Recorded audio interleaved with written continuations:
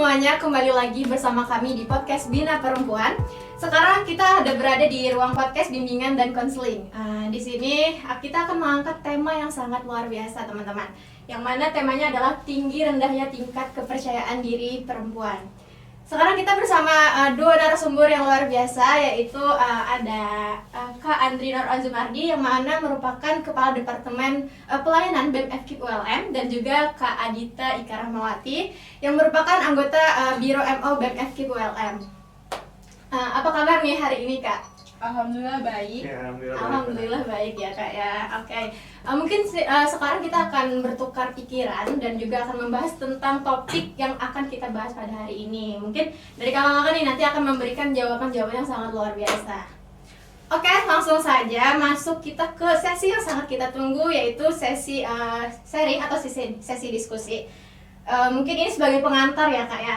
Mungkin di luar sana banyak faktor-faktor atau penyebab dari kurang kepercayaannya diri seseorang, baik itu dari seorang laki-laki ataupun seorang perempuan.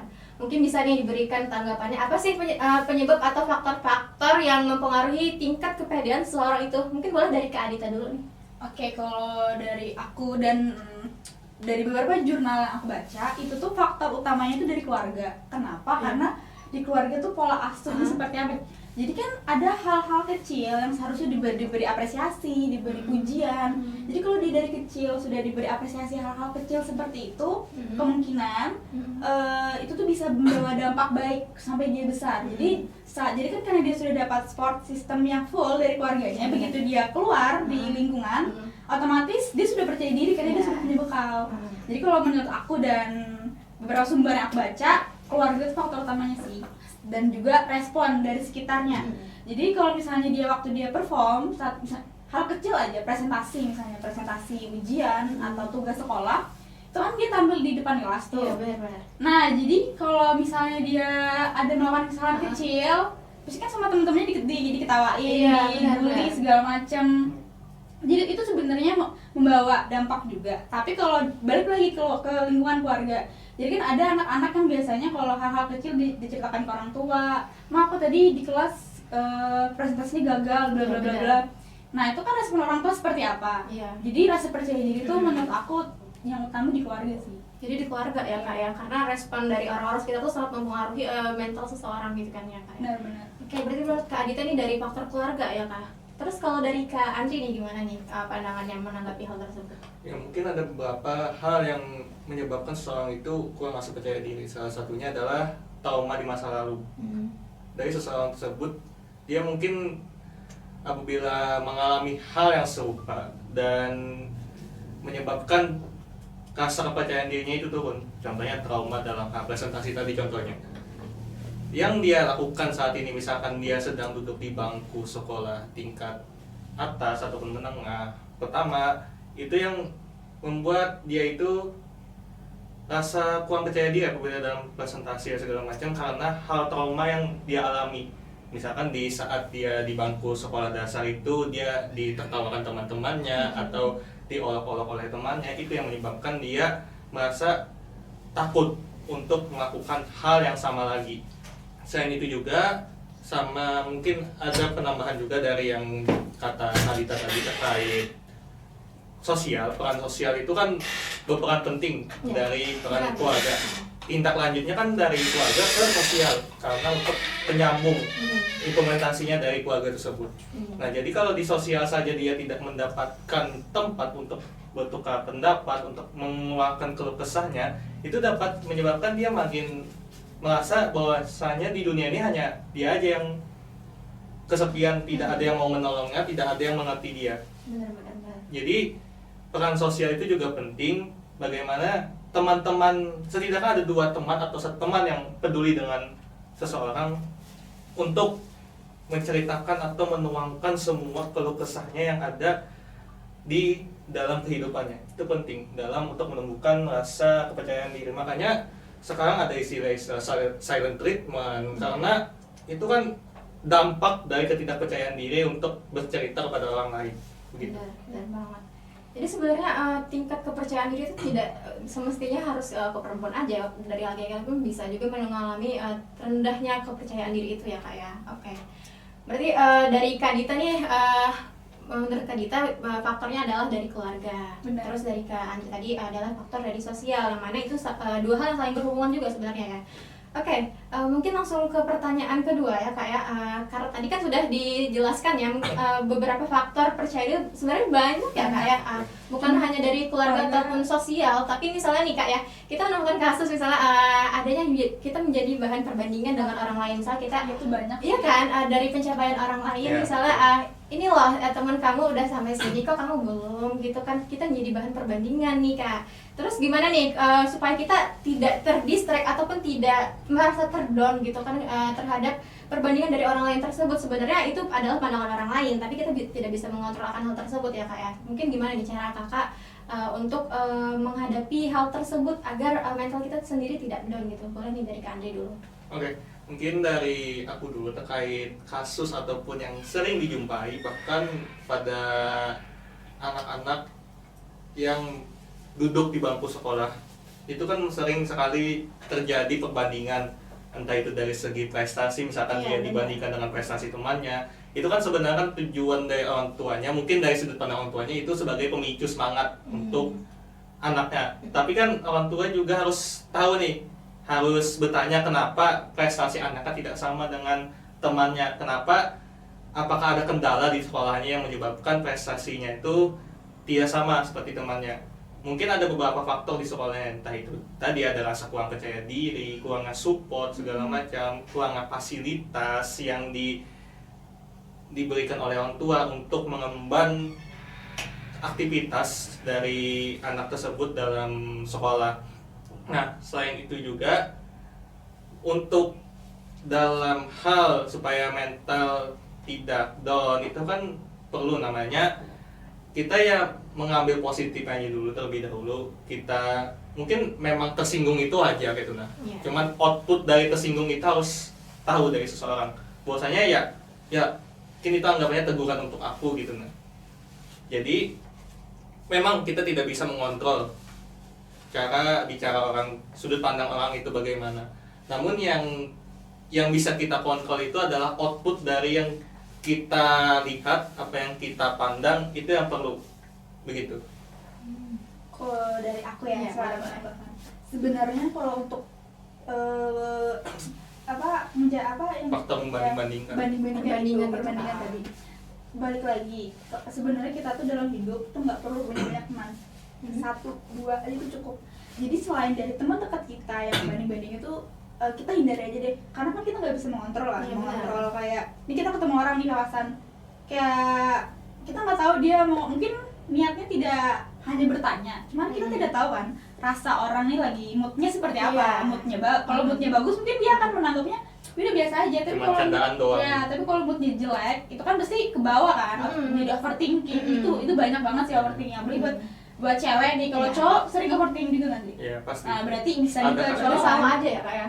Masih ada kecemasan berlebih lah. Nah jadi kalau menurut aku pribadi, buat cara aku buat menghadapi hal tersebut, aku menghindari orang-orang itu. Jadi kan kadang ada mungkin kalau untuk orang sekali itu bertanya is oke lah, tapi ada kan orang yang memang berkali-kali menanyakan Iya, hal yang benar-benar. sama, itu berarti kan Padahal kan udah tahu jawabannya gitu kan ya Kak. padahal kan kalau misal kalau kita sempro, kita wisuda, ini kalau untuk mahasiswa ya, Iya, benar. kan biasanya dia tuh di posting nih biasanya kan buat selebrasi. Jadi selama dia belum memposting atau mengabarkan, sebaiknya jangan ditanya. Tapi kalau ada yang bertanya, kita hindari aja. Kita hindari. Ini ada dia nih lewat, ya udah kita senyum terus apa sih sebisa mungkin menghindari, karena kan kita untuk saling menjaga Iya. kan, ibarat kita menjaga perasaan diri kita sendiri dan kita menjaga perasaan orang Orang tersebut. Dan untuk tetap fokus Ya, dengan tujuan. dengan tujuan. Jadi menurut aku buat orang-orang yang tidak dekat atau ibaratnya hanya sekedar teman, dihindari aja.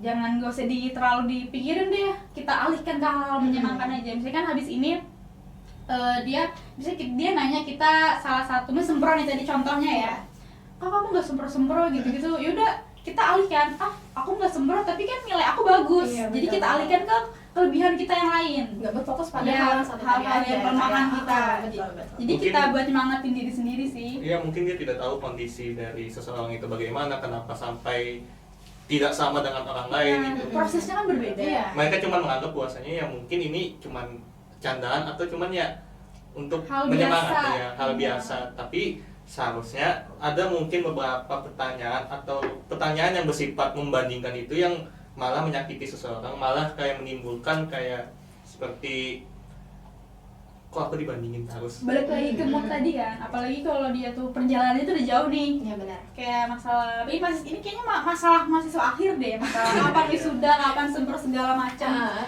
Yang relate ya. Iya, maksudnya itu kan memang prosesnya kan jadi beda-beda kan. Betul, Dosen betul. pembimbing itu beda. Banyak faktor ya, Iya, kayak. faktornya banyak. Jadi itu deh kalau saran aku mending dihindari sama kita menonjolkan kelebihan diri kita Iya. aja. Kalau kelemahan kita di sini ya it's okay. Kita punya kelebihan yang lain kok. Benar-benar. Jadi Jalani aja. ya sombong dikit loh untuk menjaga kewarasan itu Betul, betul, betul. penting sih. Ya kalau sombong tuh memang diperbolehkan Iya, asal sombongnya buat diri kita sendiri. Buat motivasi Iya, diri kita buat sendiri ya, sendiri. kan, ya. memancing semangat dalam diri kita itu gitu. Oke, bagus banget ternyata teman-teman. Ternyata sebenarnya itu bukan salah satu, kalau kita melihat dari dua sisi ya, sebenarnya itu bisa jadi bahan motivasi. Tapi satu sisi ya memang karena kalau misalnya itu dianggap berlebihan, sebaiknya kita hindari gitu ya Kak ya. Seperti Kak Adita tadi katanya sebaiknya kalau misalnya hal-hal yang memang akan menyakitkan ke hati kita mungkin dihindari aja ya Kak. Jangan yang kita fokus ke sana. Terus jangan kita kejar. betul. Tapi satu sisi dari Kak Andi tadi itu bisa jadi sebagai bahan motivasi kita untuk lebih semangat lagi misalnya dalam mencapai suatu tujuan ataupun apapun yang kita ingin capai nantinya. Mungkin gitu ya Kak ya. Oke. Sebenarnya ini sangat seru ya Kak pembahasan kita hari ini. Karena dari dua sisi ya, cewek sama karena cowok. langsung dari dua narasumber, dari sisi laki-laki dan juga sisi perempuan ya. Jadi kita tidak hanya fokus kepada satu sisi saja. Jadi kita bisa mendengar langsung dari sisi laki-laki dan juga perempuan. Oke, bagus banget ternyata teman-teman. Oke, selanjutnya ke pertanyaan ketiga nih Kak. Pasti kakak-kakak ini punya goals ya, kuliah ataupun organisasi ataupun dalam hal apapun itu pasti iya betul Kehidupan banget. mahasiswa gitu. Kalau mahasiswa ya. Ya, kehidupan sehari-hari pun pasti kita mempunyai goals masing-masing dan tujuannya masing-masing ya Kak. Misalnya dalam hal keluarga atau apapun itu. Misalnya kita ke depannya 5 tahun ke depan atau beberapa bulan ke depan kita mempunyai to-do list untuk pencapaian-pencapaian yang akan kita inginkan di masa depan nih Kak. Nah, kadang kan kita menceritakan pencapaian-pencapaian kita, menceritakan kepada orang-orang terdekat kita tentang tujuan-tujuan yang sebenarnya ingin kita capai. Tapi ternyata kita menemukan kasus misalnya Responnya. ya respon kurangnya support dari orang-orang sekitar, kurangnya semangat ataupun motivasi, malah orang-orang tersebut malah menyudutkan kepada tujuan kita yang ingin kita capai ke depannya. Jadi sebenarnya kan itu adalah sesuatu yang memang kita ingin capai Kak. Tapi orang-orang di sekitar kita tidak ingin mendengarkan ataupun tidak mensupport akan hal itu. Lebih Pasti meremehkan benar, meremehkan, betul sekali. Sebenarnya ada beberapa orang yang memang seperti itu dan memang ada orang-orang yang mensupport kita, yang memang mensupport kita. Nah, terhadap orang-orang yang memang tidak mensupport kita nih Kak, ada nggak nih tips dari kakak misalnya kita menghadapi orang-orang seperti ini yang tidak mensupport akan goals kita ke depannya? Bagaimana cara kita untuk menghindari orang-orang tersebut? Bagaimana kita menanggapi orang-orang yang memang tidak mensupport kepada diri kita nih Kak? Boleh dari Kak Dita dulu. Kalau dari aku pribadi ya, kalau aku cerita terus orang tuh nggak support, Iya. berarti dia bukan teman. Maksudnya gini, teman kan kita sebenarnya lagi ke pernyataan aku di awal, Iya. kalau kita tuh nggak perlu punya banyak teman kan. Jadi kalau ketahuan aja kan misalnya kita ya aku mau S2 nih ya, terus responnya emang kamu bisa, emang kamu mau, berarti kan dia nggak kenal dong berarti itu. Secara tidak langsung menjatuhkan ya Kak ya. Ibaratnya kan jadi lebih ke hal-hal seperti itu tuh jangan perlu diumbar ke banyak orang, karena nanti tuh kalau sudah berhasil ya baru kita publish. Sebenarnya hasilnya, Iya, proses proses itu biar akhir. kita yang tahu gitu ya. Jadi untuk proses, ini saran aja sih buat semua, buat teman-teman yang lain. Kalau bisa saran tuh hal proses kita tuh jangan suka mempublish ke semua orang, karena kita nggak tahu doa orang-orang kan. Kalau misalnya doa orang itu baik, alhamdulillah. Tapi kalau doa orang itu buruk, kan kita tidak tahu. Karena kita nggak tahu ya Iya, mana yang Bakal jadi benar-benar kecemasan kita juga selama Jadi menjalin proses. malah jadi overthinking, Iya, malah benar, mengganggu. benar. Jadi kalau bisa saran aku, kalau untuk menceritakan hal-hal sensitif apalagi atau hal privat itu kalau bisa sama teman atau teman Yang memang keluarga, udah percaya. ya yang memang sudah dekat. Kalau sama orang yang baru kita kenal, baru kenal sebulan 2 bulan, kita tidak tahu kan, Iya, kita benar. tidak bisa melihat ini ada di pihak mana, kita tidak tahu. Jadi kita tidak bisa juga menyalahkan orang. Jadi lebih baik balik ke diri kita sendiri, yang bisa menjaga diri kita, yang tahu diri kita itu kan diri kita sendiri. Jadi hati-hati aja sih dalam memilih teman.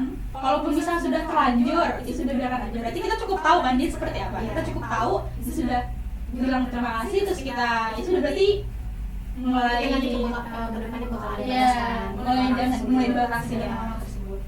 Itu sih kalau dari aku lebih ke jangan terlalu percaya banyak sih dari orang, karena kan kita nggak tahu kan. Milih-milih ke orang juga ya kayak. Jangan itu sama jangan mempublish, jangan suka publish di sosmed.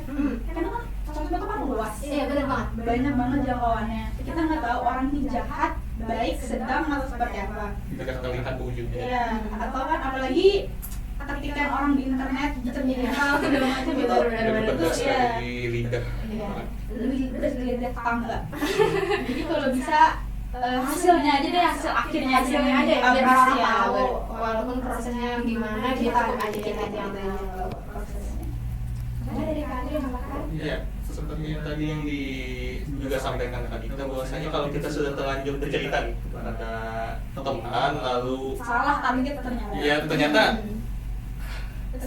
kok tidak sesuai harapan, responnya tidak sesuai ekspektasi gitu. Ya mungkin salah satunya itu menjadikan faktor tantangan untuk diri kita bahwasanya oh dia tidak menanggapi sesuai itu, berarti setidaknya aku mempunyai niat untuk bisa mencapai target aku. Jadi aku bisa membawakan sebuah hasil nyata dari apa yang aku sampaikan, apa yang ini loh proses aku yang dulu mungkin yang dianggap orang itu seperti kayak Jadi belas dendam ya, sebagai pembuktian ya kayak ya pembuktian. jadi remehkan sih udah jadi belas. Iya, Ada jadi rasa termotivasi tadi. Ada yang menyebabkan kita yang tadi memicu kita untuk oh mungkin orang memandang kita bahwasanya kualitas diri kita masih biasa-biasa saja, makanya dia mengeluarkan sebuah pernyataan yang seharusnya yang kita kira itu sebuah pujian namun sebagai Iya. candaan atau sebagai atau sarkasme. Iya. Iya, sarkas. kayak Itu banyak sih orang sarkas berbalik dengan Tapi sebenarnya yang dikatakan yang itu ya kayak nggak sesuai. ya kayak ketinggian banget sih cita-citamu itu udah kayak emang sanggup. Ya, Emang sanggup. Emang berarti kan bukan Katanya langsung meremehkan Iya. gitu ya. Jadi bukan teman kan Iya. ya seperti itu. Jadi itu dibahas ke hal-hal privasi yang segala macam itu jangan Lebih baik di sharing ke semua orang. bercerita kepada teman yang memang dekat, yang memang tahu kondisi kita waktu sakit, waktu kita bahagia, itu lebih enak untuk mengungkapkan sebuah isi hati perasaan, apalagi terkait pencapaian yang ingin kita capai nantinya. Nah, selain itu juga tadi juga peran media sosial juga. Ya. Tapi itu bisa menjadi hal yang positif kalau kita juga sambil mencari-cari kata-kata motivasi, terus melihat pencapaian-pencapaian orang lain sebagai kan di media sosial itu pasti ada cerita-cerita yang orang hidupnya susah pas segala macam, tapi dia bisa bangkit, itu kan sebagai motivasi kita juga sebagai dia bisa berarti aku juga bisa. ya itu menjadi referensi kita dalam hidup. Tidak ada salahnya kita menggunakan sosial media untuk mencari hal-hal yang mungkin bisa memicu semangat kita, yang bisa membangkitkan dari kita jatuh dari karena kata-kata teman kita yang mungkin terdengar merendahkan atau yang nyesek lah dalam hati. Tapi dengan adanya media sosial itu bisa menjadi teman juga, Iya, benar. karena kalau kita mungkin selalu berpandangan bahwa sosial media ini cuma untuk rame-rame doang, untuk menemani waktu gabut, ya sebenarnya sosial media itu luas gitu. Nah, salah satunya dalam hal untuk kita mencari referensi-referensi, untuk membangkitkan semangat, untuk mencari tahu. Kan dalam sosial media itu perjalanan orang tuh bagaimana dia bisa mencapai targetnya, itu kan bisa menjadi motivasi kita juga gitu. Ya, biar lo sosial media sebenarnya dampaknya sangat luar biasa banget ya kak ya. Jadi tergantung kita nanya lagi sebagai penggunanya apakah bisa menggunakan itu untuk sebagai motivasi kita ke depannya atau sebagai malah motivasi kita malah sesak di sana gitu. Tergantung dari kitanya masing-masing lagi. Jadi aku mau saran sama lagi kan kalau aku tadi kan dibilang di awal kalau orang kita tersalah target nih dari Iya, itu dibatasin kan? Iya, batasin. Saran aku lagi kalau misalnya aku cerita sama Adri nih, ternyata nggak sesuai kan? Aku bisa cerita ke Laila. Oh, oke. Jadi kan Laila teman aku jadi kan bisa membangun lagi kan, yang kita dijatuhkan sama orang lain dibangun lagi sama orang lain. Jadi kalau kita salah cerita, salah target, kita bisa cerita sama teman yang benar-benar teman kita nih. Otomatis kan kalau beneran teman, kalau teman nggak mungkin dong diem aja. Iya, benar. Jadi obat. Iya, jadi obat. Menahan diri. Jadi kita fokus pada sehari aja, karena kita memang respon orang lain itu sebenarnya hal yang di luar kontrol kita ya. dan nggak munafik itu mempengaruhi. Iya, benar. Mempengaruhi ke mood, ke perasaan dan ke semangat kita ke depannya kan ya. Oke, bagus banget ya. Oke, mungkin karena ini pembahasannya tentang goals ya tadi ya.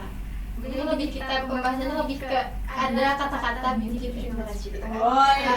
Karena kan lebih ke penampilan ya, kayak penampilan sekarang tuh kayak hal utama gitu, hal yang paling penting gitu di kehidupan sekarang ini. Pandangan orang-orang tuh seperti penampilan yang utama dulu. Mungkin ada orang-orang yang misalnya dikritik ataupun akan penampilan atau kemampuannya. Mungkin dari kakak-kakak ini pernah mengalami akan hal tersebut. Bagaimana cara kakak untuk menghadapinya terhadap kritik atau yang langsung mengarah ke penampilan kita gitu kan? Iya. Terkait ini memang tidak bisa ditepis, apalagi terkait BPJS. Masih yang orang itu memandang dari fisik, dari penampilan. Iya, dibully ini ya benar-benar. Yang satunya enggak. Karena beauty privilege kan yang karena dia mungkin cantik atau tampan, mungkin pasti kalau dia melakukan suatu kesalahan Dianggap wajar gitu. ya manusia hilaf. Tapi kalau orang yang mungkin Bukan sebenarnya dia ada yang jelek, dia cantik sih, bukan type aja. cuman pandangan orang itu ada pandangan Ya. menurut kata-kata orang pandangannya standar mungkin Medium ugly. mungkin itulah. Cuman itu ada privilege bahwasanya dalam privilege beauty ataupun penampilan fisik pun itu tuh memang susah untuk dihindarkan gitu. Memang sudah menyatu dalam masyarakat. Maka dari itu kalau kita sebagai mungkin dari kami yang kita pandangannya ya sudah jalani aja, tampilkan apa yang versi kita yang terbaik, rapi dalam pakaian segala macam, itu mungkin bisa berpengaruh gitu dari pandangan rapi. Kita punya pandangan masing-masing juga terkait ketampanan apa segala macam itu. Yang penting percaya diri. Ya sudah, kalau pandangan orang begitu memang bukan kita sadar diri juga, mungkin itu bukan lingkungan kita. Kita mau punya tempat di situ. Ya. Setidaknya kita bisa tahu bahwasanya ini menjadi pengalaman hidup kita. Oh, ini berarti sedang sepertinya bukan lingkungan.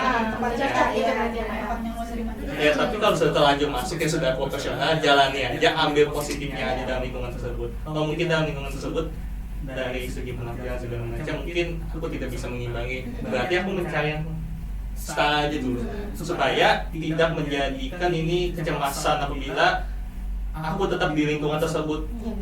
Itu yang menjadi saran sih dari aku, lebih baik mencari yang lingkungan yang memang sehat, yang bisa menerima kita juga gitu. Mungkin ya kita salah gitu, lingkungannya ada yang memandang beauty privilege ya memang kita salah ya, itu memang ada gitu kan, memang tidak bisa dihapuskan, memang tetap ada di masyarakat. Tapi cara kita aja mengolah. Mungkin kalau memang kita sadar diri terkait privilege kita, mungkin bisa menjadikan motivasi tersebut. Dan mungkin aku bisa saja begitu suatu saat nanti. Tapi lebih baik fokus pada saat ini untuk mencapai tujuanku melalui proses-proses saat ini. Kalau dari aku, kita manusia hidup itu ada kekurangan dan kelebihan. Bukan cuma dari fisik, kita bisa dari perilaku, kita bisa dari otak, akademis segala macam. Jadi kalau memang ada orang sadar, oh aku nggak cantik, aku nggak tampan, kita bisa mengelola yang lain. Kita bisa belajar, kita bisa belajar di bidang akademis, kita bisa belajar di public speaking, kita juga bisa belajar minimal di perilaku, attitude ya benar attitude. Jadi kan kalau misalnya kita sadar, oh aku kurang nih, mungkin aku bisa sopan sama orang, senyum, ramah segala macam. Itu kelebihan ya. Benar. Jadi jangan terfokus sama satu hal aja, satu aspek aja. Kalau bisa kita mungkin benar kata diri, bisa kita wangi, kalau kita rapi, kita wangi, terus kita ramah, atau kita bisa karena kan berbicara di depan banyak orang tuh kan nggak semua orang bisa.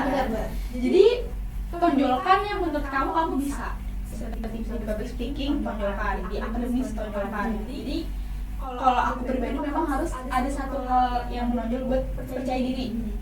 Jadi dan nggak harus karena kita nggak ada yang sempurna, nggak harus semua aspek. salah satu aspek aja itu menurut aku lebih dari cukup sih. Dan ditonjolkan di depan umum pun ya tidak apa gitu. Iya benar. Jadi dan juga kalaupun nih misalnya kita sudah menonjol, misalnya kita jadi ketua pelaksana nih, cuma kita sambutan Dalam suatu kegiatan kemahasiswaan. Iya, suatu kegiatan kemahasiswaan di himpunan maupun di BEM sendiri. Kalau kita melawan apa sih namanya? Jadi sambutan segala macam. Sama segala macam. Ya. Kalau ada orang yang nggak suka, ya udah nggak apa-apa. Kita melakukan kesalahan. Kalau aku nih, ini tips aku, karena aku juga beberapa kali sering sambutan di MC, moderator segala macam. Cara aku buat tetap percaya diri itu adalah dengan cara kalau aku melakukan kesalahan, toh kita nggak bakal ketemu lagi kok. Sama kayak kita nggak bakal ketemu lagi. Jadi kalaupun kita melakukan kesalahan, diplesetkan aja jadi lucu, jadi hal yang bahan untuk mencairkan suasana. Iya benar, ketemu lagi. Jadi toh kamu nggak kenal aku kok, kita nggak akan ketemu lagi. Jadi udah istilah kasarnya bodo amat lah. Dan bisa saja pandangan orang itu berubah. Seperti kayak dia jago juga untuk memahami situasi begitu segala. Jadi jangan terlalu kelihatan gugup. Kalau kalian terlihat gugup ya udah jangan overthinking, mungkin kita bisa latihan lebih lagi. Ini sadar diri juga untuk puasanya ini menjadi pengalaman hidup gitu. Namanya puasa ya tidak bisa langsung instan. Berbahaya aja butuh tahapan dari langkah berdiri pun itu butuh tahapan. Itu begitu juga dalam hidup. Iya, tapi menurut aku ada yang lebih tinggi dari hal privilege. Itu tadi. Jadi kan banyak tuh dia ada beauty privilege, dia nggak punya itu. Iya benar. Itu dia jatuhnya minus banget. Ya, itu dirujak juga sih orang-orang di sekitar itu cantik tapi sombong tuh gini-gini tuh ganteng tapi Mungkin di sosial media mungkin bisa tertutupi, tapi kalau kita sadar ketemu langsung melihat ternyata orang gini ya, sesuai sama covernya gitu misalnya. jadi kalau misalnya kita biasa aja ya, sebenarnya lagi di awal sebenarnya dia ada yang jelek, dia ada yang cantik, dia ada yang ganteng, lebih ke type aja. Oh dia bukan tipe aku, jadi tapi bukan berarti dia jelek. Iya benar. Bukan tipe aja sebenarnya. cuma terkadang ada stereotype dari masyarakat ataupun mahasiswa yang memiliki standarnya masing-masing yang menyebabkan seseorang itu kena dampaknya juga. Kalau yang belum mentalnya belum siap buat kena sih bakal overthinking. Iya benar. Itu malah berdampak ke percaya diri tadi. Kepercayaan diri tadi sih. Makanya peran orang sekitar itu penting untuk menumbuhkan kepercayaan diri secara perlahan. Mungkin misalkan tidak mungkin kepercayaan diri itu langsung tumbuh lagi, langsung bangkit lagi, tapi perlu peran dari orang sekitar supaya ya tadi terkait, apalagi terkait beauty ini sangat isu-isu yang hangat. Kalau beauty privilege kan pandangan dari orang. Jadi paling nggak hal yang bisa kita lakukan dari hal mendasar di diri kita itu kan attitude tadi. Yang bisa kita kontrol, yang bisa kita bentuk segala macam itu attitude. Jadi kalau aku dari aku sendiri tuh attitude tuh lebih aneh sih. Sama ya lebih utama. Tapi kalau ada orang yang udah dasar nggak pede sama penampilan kita fisik, jadi lebih mending attitude aja. Karena cantik itu kan relatif. Kalau kata cantik ganteng itu tuh kejar kata orang menurut aku. Kita kejar kata orang kan, buat di aku cantik ganteng itu gimana sih? Sedangkan attitude itu tuh dari diri kita sendiri. Dan itu hal basic, hal dasar. Dan pasti orang pun secara tidak sadar suka dengan kita. Karena dia baik, dia ramah, dia. Tapi juga berusaha membantu kecantikan atau menambah seseorang Pak ya. Tapi mungkin ada di beberapa kasus teman-teman aku juga pernah cerita kalau untuk first impression itu kan pasti Itu memang tidak dapat nah dihindari. itu nggak ada dihindari, tapi begitu sering bertemu, sering bekerja sama kan baru terlihat ya, oh ternyata dia ramai, dia lucu, dia bla bla bla bla.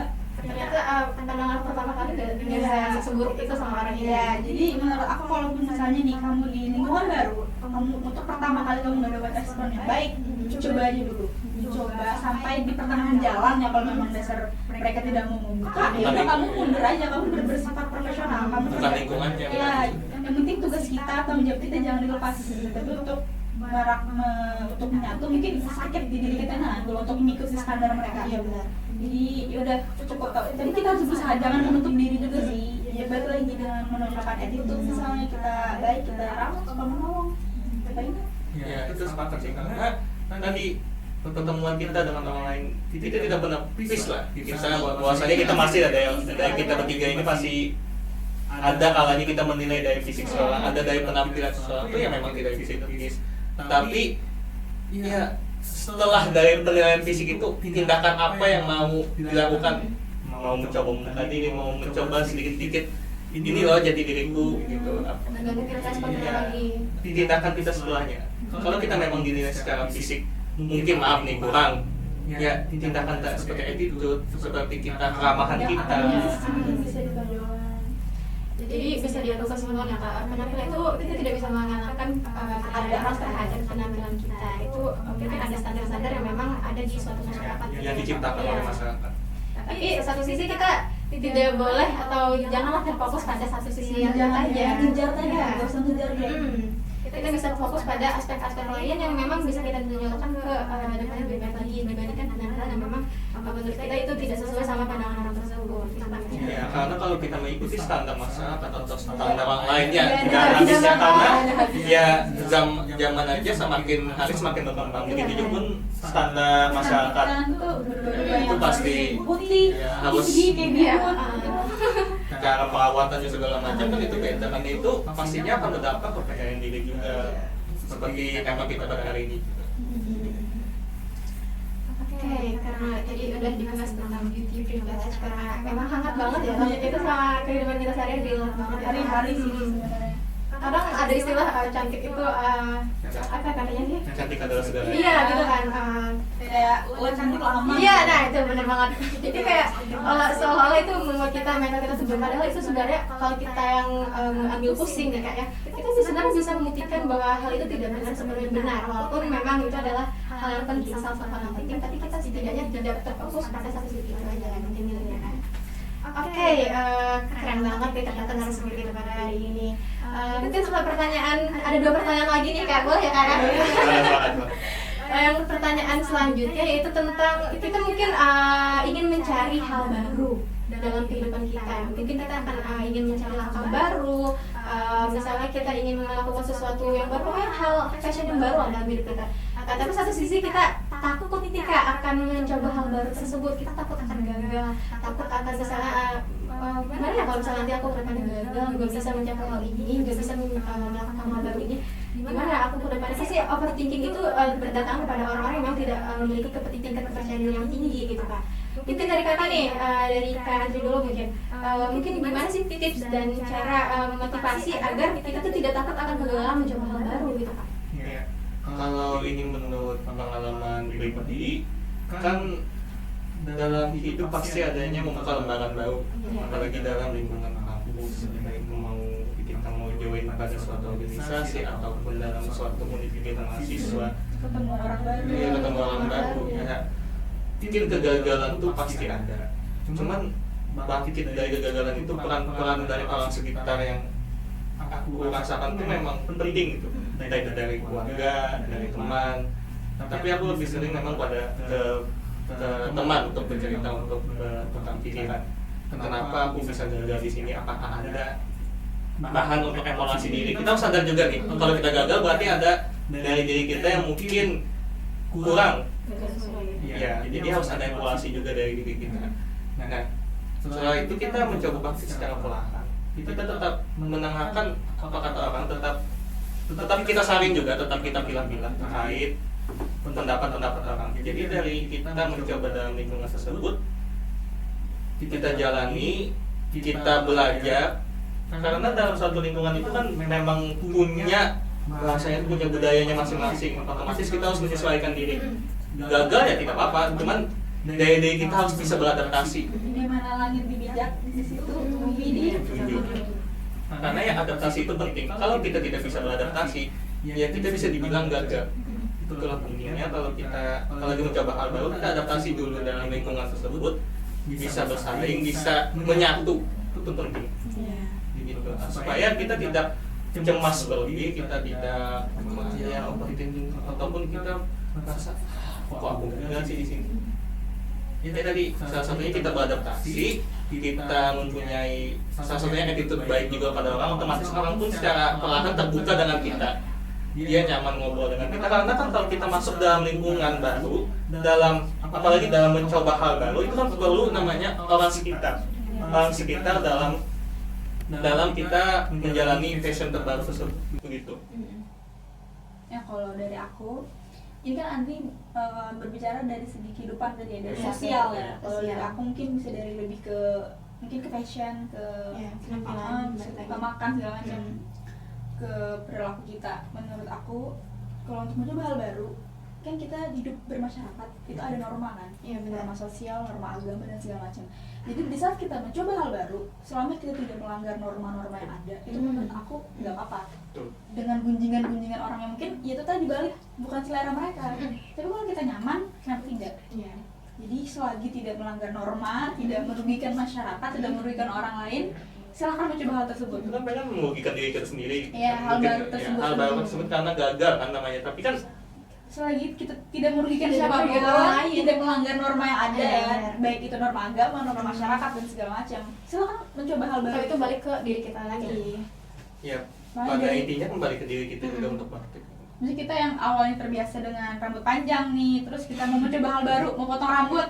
Nah, itu kan tidak merugikan siapa-siapa, Iya, kan? benar, Tidak benar, melanggar, benar. apakah akan dipenjarakan, kan tidak juga. Iya. Karena hal tersebut ya memang Iya, mau mencoba. Coba aja, jadi coba aja, percaya diri. Karena kalau nggak nyaman nggak tahu ya. Kita nggak tahu kan ya. Jadi selagi tidak melanggar norma, tidak merugikan masyarakat, silakan Anda mencoba hal baru tersebut. Tapi kalau merugikan, mungkin bisa introspeksi diri sendiri. Iya, Ini salahnya sadar di mana diri. sih? Ini mungkin aku harus yang dirubah dan sikap aku yang harus aku buang seperti apa? Mungkin penampilan aku kurang sopan kan. Jadi kan bisa Menyesuaikan yang di bisa lingkungan juga. menyesuaikan. Jadi itu tadi menurut aku tuh sih untuk mencoba hal baru tuh selagi tidak melanggar norma, tidak merugikan, sampai Salah, ya ya. silakan. Itu hak kamu, senyaman kamu seperti apa. Menurut aku gitu. Oke, berarti memang kalau kita mencoba hal baru itu nggak salah ya, Kak, ya, nggak salah sama sekali. Bahkan itu adalah hal yang memang wajar gitu kalau kita mau mencoba hal baru dari bidang apapun itu dan dari aspek apapun itu, selagi itu nggak merugikan orang lain. Karena kan pasti ada ungkapan keluar dari zona nyaman juga. Iya, benar banget, keluar dari zona nyaman. Karena kita sendiri yang akan merasakan hal tersebut, atau kita juga yang menjalaninya. Jadi kita selagi itu nggak mengganggu orang lain, ya udah kita kenapa enggak gitu kan ya. Ya buat reward buat diri kita. Benar-benar. Nah, ngomong-ngomong soal reward nih, Kak, masuk ke pertanyaan terakhir. Oh, Maksudnya masuk nih, tidak nyambung gitu. Jalan terusnya. Reward, karena kita tadi sudah membicarakan misalnya goals tadi. Kita membicarakan tentang pencapaian kita yang sudah kita capai. Boleh dong di skill nih sama teman-teman, bagaimana sih bentuk cara merayakan pencapaian kita? Bagaimana sih cara dari kakak bisa merayakan atau apa sih namanya mengapresiasi diri sendiri gitu untuk merayakan akan pencapaian atau hasil yang sudah kita capai nih, Kak, supaya kita lebih termotivasi lagi dan juga tidak merasa puas diri gitu, Kak. Mungkin boleh dari Kak Dita dulu. Kalau dari aku ini kan karena aku perempuan, Iya, benar. teman-teman aku juga sebagian tuh banyak yang mesti kita lebih ke kuliner sih. Kuliner. Ya, kuliner. Misalnya nih kita nih balik lagi misalnya proposal nih kan kita sudah nguyak dengan proposal segala macam, terus kita ada tuh itu di kafe itu tuh ada kue kayak lucu. Jadi nanti habis proposal kita kesana kita quality time, kita makan, ngobrol-ngobrol hal yang lucu. Kalau aku sendiri itu benar-benar cukup sih dengan lepas Cari reward iya ya. dengan beli makanan yang kita mau Jajan. ya jajan yang kita jadi itu sih harus apa nabung dulu lagi kan kalau mahasiswanya yang tidak bekerja ya jadi ya nabung nyisikan dikit nanti kalau sudah Anak-anaknya. ya anak-anaknya beli deh apa yang kamu mau kalau aku ya kalau aku gitu buat menyenangkan diri sendiri kan kalau aku lebih ke makanan cuman ada beberapa yang mungkin yang lebih ke barang kayak tas sepatu segala macam kalau aku gitu sih untuk menghargai diri sendiri jadi lebih semangat misalnya goals kita selanjutnya kalau berhasil aku mau beli tas itu berarti kan sebelum goals itu tercapai nggak bisa beli tas dong sedangkan kalau kita sudah mau banget kan lebih kepancingan Ada motivasinya ya, kayak kalau aku mencapai ini aku akan dapat ini. iya benar kalau aku sih tipe yang seperti itu mungkin kalau dari kalian nih Kalau dari aku bisa lebih ke jalan-jalan ataupun ya tidak perlu jalan-jalan jauh gitu. Cukup ya pariwisata yang ada di sekitar. Sampai kita di Kota Banyumasin nih. Ada kan biasanya ada wisata naik klotok, iya. naik klotok susu sungai. kapal ya Iya. kapal kecil Kan kita selama kita ingin mencapai proses reward itu kan kita down, kita stres segala macam, itu hal wajar lah dalam menunjang kita untuk mencapai reward itu. Apalagi dalam dunia perkuliahan itu tugas-tugas numpuk segala macam kan itu emang yang kita impikan adalah jalan-jalan liburan, have fun gitu bahasanya. Jadi kalau dari aku sih kayak dari cukup untuk jalan-jalan, sebenarnya kuliner juga termasuk. Karena kan kita tidak bisa makan makanan enak selama kita dalam Gak nafsuan. Kalau nggak pikiran tuh kan pengen marah atau apa gitu ya. asal makan aja gitu. Tapi kalau kita sudah ingin mencapai berat atau sudah mengambil berat itu ya kita ya puas gitu saat itu. Namun ya ingat diri juga gitu. Bahwasanya Cukup hari ini aja ya. hari ini aja. Mungkin besok kembali ke realita. kita nggak tahu nih apa yang kita hadapi besoknya. Ada kalanya memang kita langsung puas diri gitu. Ini adalah hari kita untuk santai, untuk relax. Karena kapan lagi bisa merayakan dari pencapaian dari hari-hari berat, apalagi dalam bangku kuliah gitu. Tapi di satu sisi kita harus juga sadar bahwasanya perjalanan apalagi di bangku kuliah ini belum selesai, masih panjang, masih ada yang hal yang harus dihadapi.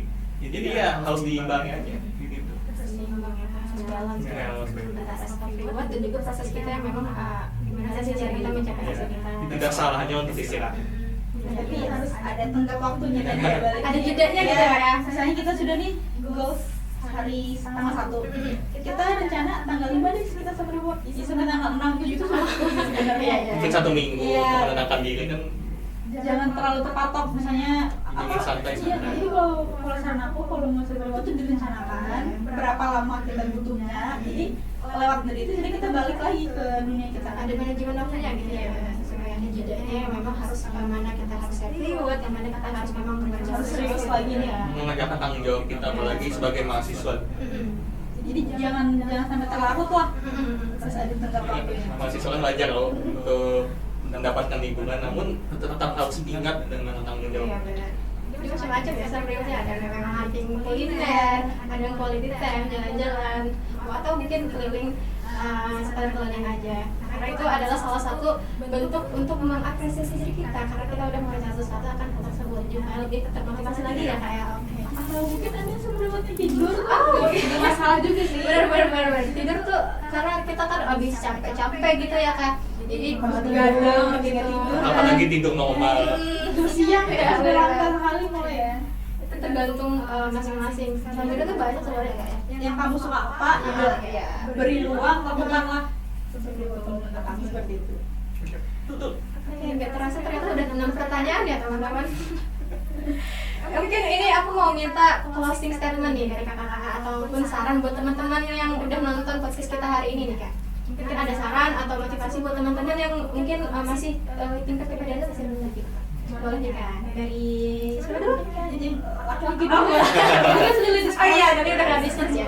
Boleh dari Kandi dulu. Oke, mungkin dari aku untuk motivasi teman-teman sekalian yang memang dalam hidup apapun itu dalam, apalagi dalam lingkungan masyarakat itu mempunyai standar yang masing-masing. Namun dari kitanya aja lagi menanggapinya bagaimana.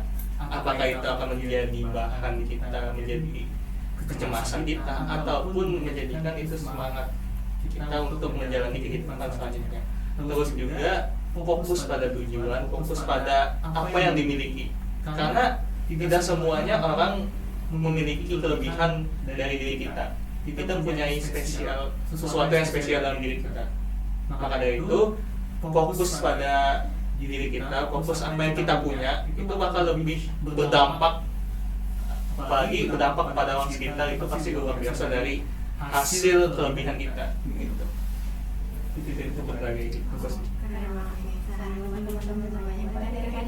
Kalau dari aku sarannya satu, kita bodo amat aja nih sama Bodo amat ya. Selagi dia tidak mencuri duit kita ya, kita fokus aja sama Selagi nggak merugikan diri ya, sendiri.